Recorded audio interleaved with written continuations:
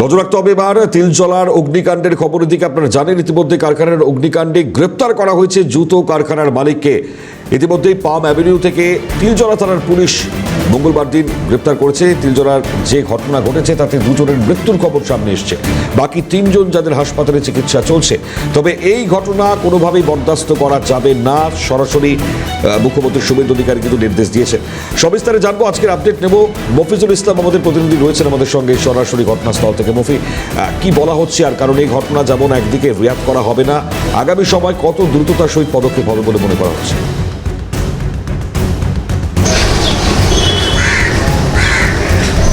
দেখো, সরকার যেভাবে কড়া পদক্ষেপ নিয়েছে তার সেই কড়া পদক্ষেপ অনুযায়ী ইতিমধ্যেই কারখানার মালিক নিসার আহমেদ জাফর তাকে কিন্তু গ্রেপ্তার করা হয়েছে।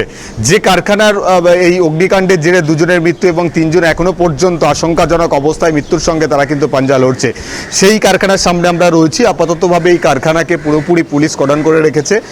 যে ঘটনাস্থল কারখানার ভেতরে যেখানে অগ্নিকাণ্ডের ঘটনা ঘটে, যার কারণে এই মর্মান্তিক দুর্ঘটনা, সেই ঘটনাস্থল কিন্তু ইতিমধ্যেই স্বাভাবিকভাবেই তদন্তের স্বার্থে পুলিশ ঘিরে রেখেছে। এখানে দেখতে পাচ্ছ ব্যারিকেড রাখা রয়েছে এবং উল্টো দিকে পুলিশ পোস্টিংও কিন্তু এখানে করে দেওয়া হয়েছে, যাতে করে কোনোভাবেই কেউ এই ঘটনাস্থলে প্রবেশ করে কোনো এভিডেন্স মানে নষ্ট করতে না পারে।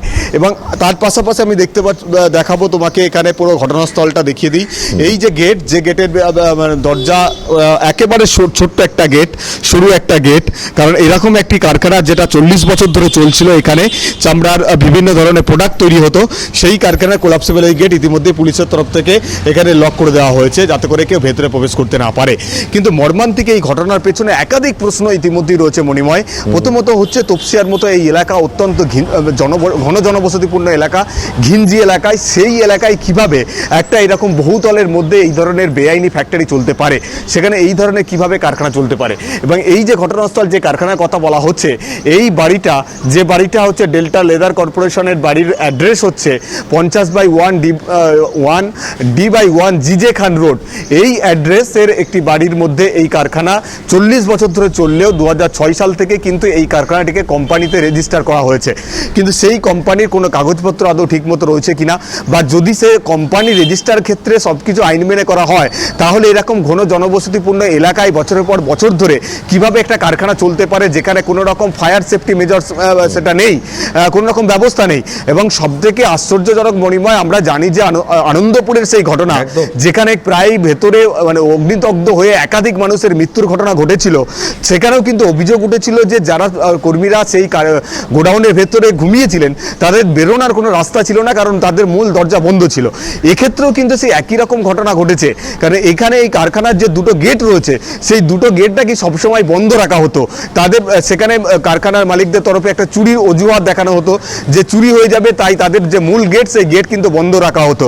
ফলে গেট বন্ধ থাকার কারণে ভেতরে আটকে থাকা 5 জন, তারা কিন্তু এই আগুন লাগার পরেও তারা বেরিয়ে আসতে পারেনি। তারা প্রাণ ভয়ে, প্রাণ বাঁচানোর জন্য তারা শৌচাগারে কিন্তু আশ্রয় নিয়েছিল, কিন্তু কোনোভাবেই তারা সেখান থেকে রক্ষা পায়নি। দম বন্ধ হয়, প্রচণ্ড স্মোক হয় এবং আগুনের কারণে দম বন্ধ হয়ে দুজনের মৃত্যু হয়, 3 জন আশঙ্কাজনক অবস্থায় রয়েছে। এই বিল্ডিংয়ের পাশে আর একটা বিল্ডিং রয়েছে, দেখো দুটো বিল্ডিংয়ের মধ্যে মধ্যবর্তী গ্যাপ 1 হাতেরও কম। মানে কতটা বেআইনিভাবে দুটো বিল্ডিং, প্রায় 5 তলা বিল্ডিং উঠে গিয়েছে, কিন্তু তার মধ্যবর্তী কোনো গ্যাপ মাত্র 1 হাত, তার বেশি কিন্তু নেই।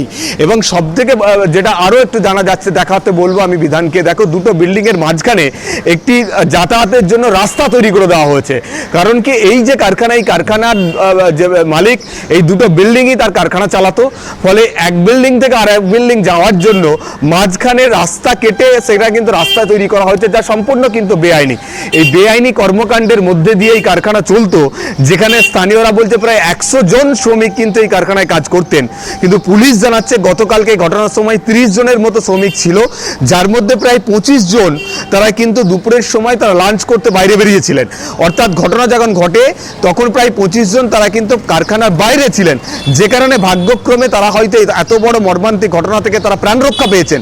কিন্তু যে 5 জন তারা ভেতরে ছিলেন, তারা কিন্তু কেউ বেরোতে পারেনি। তার মূল কারণ হচ্ছে, প্রথমত দুটো দরজা বন্ধ ছিল, দ্বিতীয়ত এখানে কোনো ভেন্টিলেশনের ব্যবস্থা নেই, এবং এবং তারা বাঁচার জন্য শৌচাগারে আশ্রয় নিলেও এতটা ভেতরে ধোঁয়া এতটা মানে প্রকট আকার ধারণ করে যে তারা দমবন্ধ হয়ে তাদের কিন্তু মৃত্যু ঘটে গিয়েছে, কারণ ওই ধোঁয়াটা বাইরে বেরোনোরও কোনো রাস্তা ছিল না, কারণ সমস্ত মানে আশ্চর্যজনকভাবে পূর্বতন সরকারের গাফিলতি কোন জায়গায় সেটা এই মুহূর্তে চোখে আঙুল দিয়ে আরো একবার আমরা হয়তো দেখতে পাচ্ছি, সেটা স্পষ্ট হচ্ছে ছবি।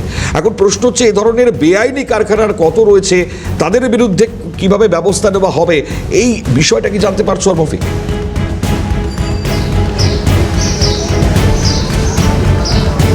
দেখো, ইতিমধ্যেই নতুন সরকার তারা তদন্ত কমিটি গঠন করেছে এবং গতকালকে কলকাতা পুলিশের পুলিশ কমিশনার এবং কলকাতা পৌরসভার পুর কমিশনার থেকে শুরু করে দমকলের আধিকারিক এবং ক্ষুদ্র মাঝারি ও কুটির শিল্প দপ্তরের আধিকারিককে নিয়ে গঠিত কমিটির সদস্যরা তারা কিন্তু ঘটনাস্থল পরিদর্শন করেছেন এবং এই এলাকার পরিবেশ থেকে তারা নিজেরাই আশ্চর্য হয়েছেন যে কিভাবে এখানে এত বেআইনি বাড়ি থাকতে পারে, এইভাবে গজিয়ে উঠলো বছরের পর বছর ধরে, কেন ব্যবস্থা নেওয়া হয়নি, এই পুরো বিষয়টি নিয়ে তারা কিন্তু ইতিমধ্যেই তদন্তে তাদের কাছে উঠে এসেছে। তারা পরবর্তী সময়ে সমস্ত এই বেআইনি বাড়ির মালিক যারা রয়েছে তাদেরকে শোকজ নোটিশ পাঠাবে এবং তাদের বিরুদ্ধে ব্যবস্থাও নেওয়া হবে। এবং এই কারখানাটা বছর পর বছর এই ঘন জনবসতিপূর্ণ এলাকা বা রেসিডেন্ট এরিয়ায় কিভাবে চলছিল সেটা নিয়েও তারা কিন্তু ইতিমধ্যেই তদন্ত করবে। আর একটা ছবি তোমাকে মণিময় দেখাই, দেখো এই যে কারখানার গ্রাউন্ড ফ্লোরে যে ভেন্টিলেশনের কি পরিস্থিতি, দেখো এই যে জানলা সম্পূর্ণরূপে এইভাবেই বন্ধ থাকতো, কখনো এই জানলা কিন্তু খোলা হতো না। তার উপরে দেখো একটা ভেন্টিলেশনের ব্যবস্থা রয়েছে ছোট্ট পায়রার খোপের মতো, সেখানে একটি গ্রিল দেওয়া হয়েছে এবং ভেতরে দেখো কাঁচের অংশ দিয়ে সেটা কিন্তু বন্ধ করা থাকতো। ভেন্টিলেশন থাকলেও ভেন্টিলেশন কিন্তু এইভাবে বন্ধ। এরকম ভাবে গোটা বিল্ডিং এর চতুর্দিকে দেখো একাধিক এরকম পায়রার খোপের মতো ভেন্টিলেশনের ব্যবস্থা করা রয়েছে, কিন্তু সেটা সম্পূর্ণরূপে কিন্তু বন্ধ থাকতো। ফলে এই যে আগুন লাগার পর তার ধোঁয়াটা যে বাইরে বেরিয়ে আসবে সেরকম কোনো রাস্তা বা নিষ্কাশনের কোনো ব্যবস্থা এই বিল্ডিং জুড়ে কোথাও ছিল না, যার কারণেই কিন্তু প্রবল স্মোক এবং সেই ধোঁয়ার কারণে ব্যাপক একটা দমবন্ধকর পরিস্থিতির মধ্যে তাই এই দুটো মানুষের প্রাণ চলে গেল এবং তিনজন কিন্তু এখনো আশঙ্কাজনক অবস্থায় তারা কিন্তু হাসপাতালে চিকিৎসাধীন, যাদের মধ্যে দুজনকে এখনো পর্যন্ত ভেন্টিলেশনে রেখে তাদের চিকিৎসা করাতে হচ্ছে। আর একজন তাকে সাধারণ বেডে রাখা হলেও তার শরীরে এতটা স্মোক ঢুকেছে যে তিনিও কিন্তু স্বাভাবিকভাবে শ্বাস প্রশ্বাস এখনো পর্যন্ত নিতে পারছেন না। ফলে ভয়ঙ্কর এই পরিস্থিতির জন্য একাধিক গাফিলতির বিষয়টি মারাত্মক অবস্থা। মফিজুল, তুমি যেটা তুলে ধরলে এই মুহূর্তের গ্রাউন্ড রিপোর্টিং, এই মুহূর্তে আপনাদের সামনে তুলে ধরলাম, কি অব্যবস্থা ভাবুন একবার। 40 বছর ধরে এই কারখানা চললো, কেউ কোনো কিছু নাকি টের পেল না। মারাত্মক। ধন্যবাদ মফিজুল আমাদের সঙ্গে সরাসরি থাকবার জন্য।